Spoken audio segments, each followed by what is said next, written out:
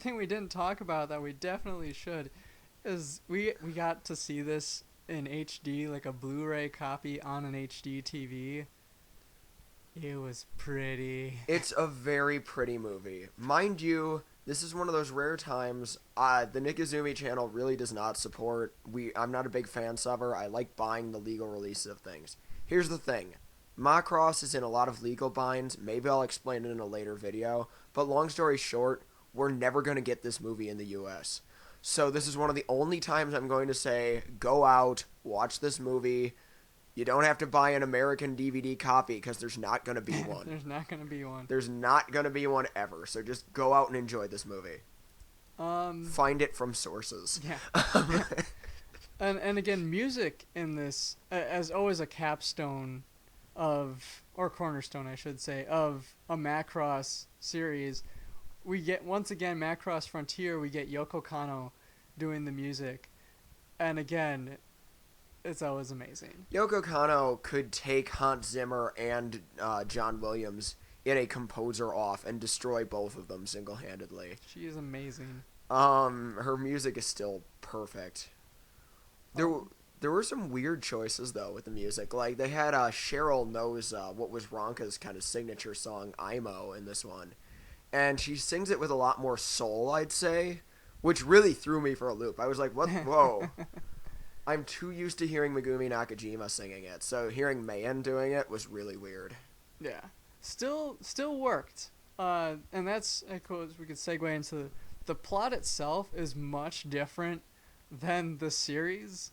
Like, I'd say the second half of the movie is almost all new footage. Yeah, there's very little reused footage. There's still some reused footage, but it's pretty reused footage, so I'll forgive them.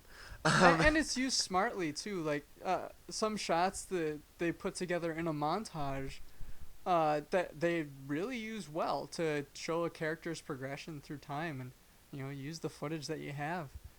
And, but one of the big plot things is, The thing about montages is that they make time pass, and we're not quite sure how much time passed, because we're told that there's an attack going on another Macross ship, but we don't know when it started, or how long they've been fighting, or, like, if they've been at this for a month, and that the people on Frontier are just, like, kind of goofing off and having their fun this whole time.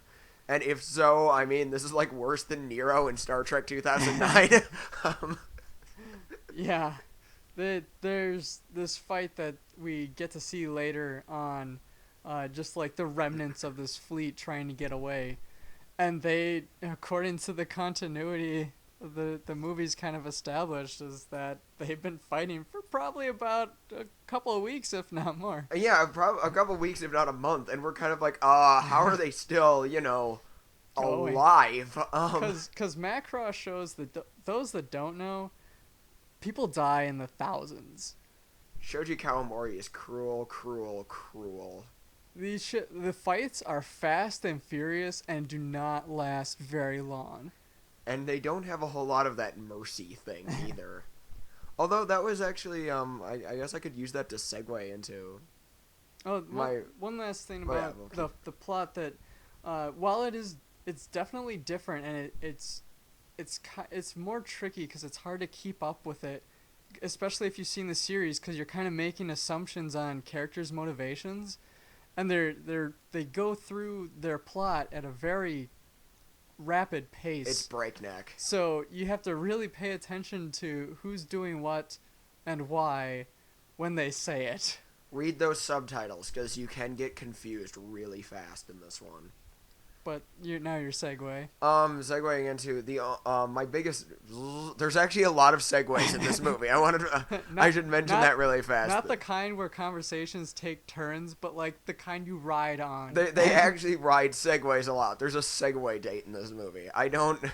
Was not expecting that. But on the other segue, no, that was the only real thing that I had an issue with plot-wise, was that I felt like the battles, they were intense and a lot of people were dying, but no one we know, like none of the characters who we got to know were dying. And they pulled faking you out, oh, they're dead, nope, they're not, twice in this movie.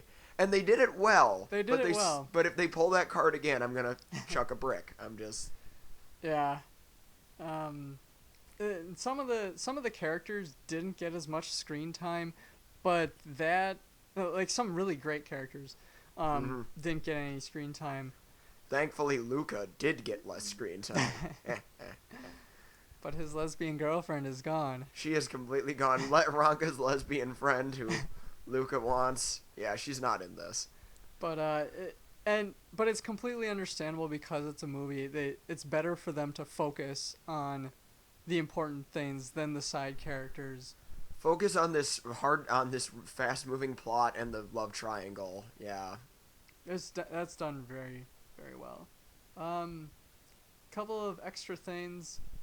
There's some really fun product placement. It seems to be a recurring theme in movies nowadays. Oh, yeah. Including Ronka's adorable transforming Valkyrie outfit, which I adored. I really liked that.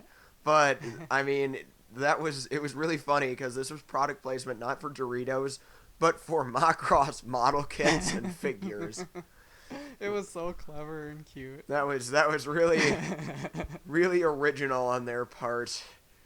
Not that either of us know anything about that. No, of course not. There are no Macross planes in my house, and there is not a Mikhail model on the way to my house at the moment at all.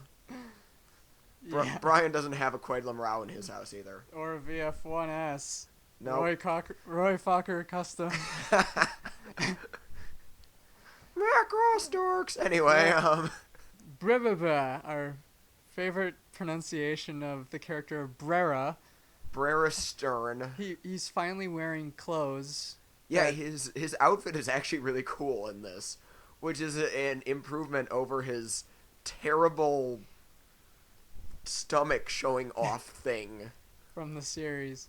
He's another one of those characters that doesn't get as much screen time, and is playing a much different role than he did in the series. So it'll be really interesting to see how that plays out. Yeah, he's pretty mysterious right now.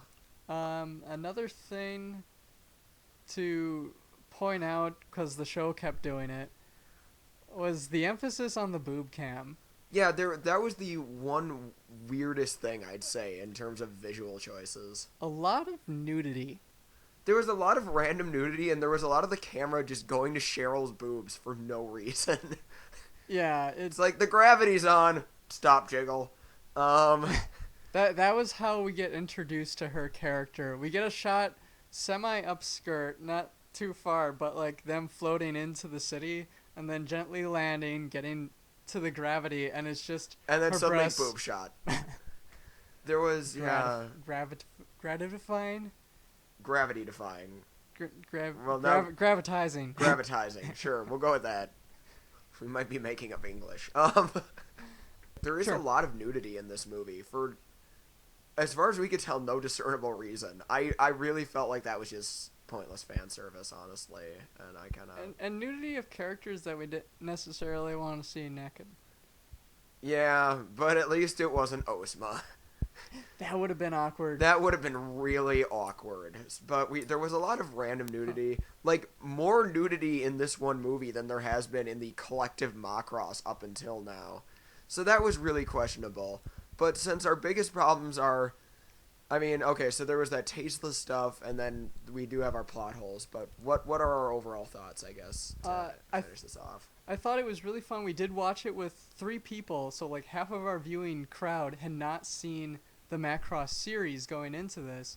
And so, and they, for the most part, we found out that they pretty much enjoyed it.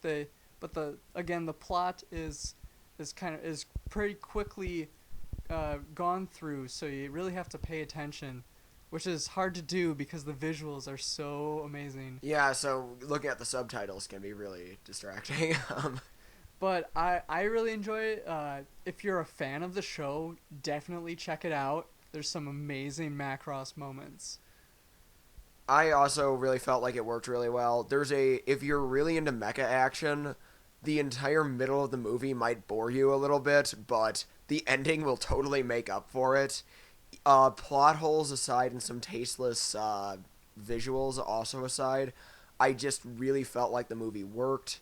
And I say bring on Macross Frontier 2, because we did leave it. I mean, it has a really nice conclusion, but it leaves things open.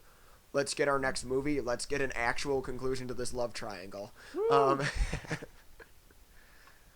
So, I guess, that's about all we got then.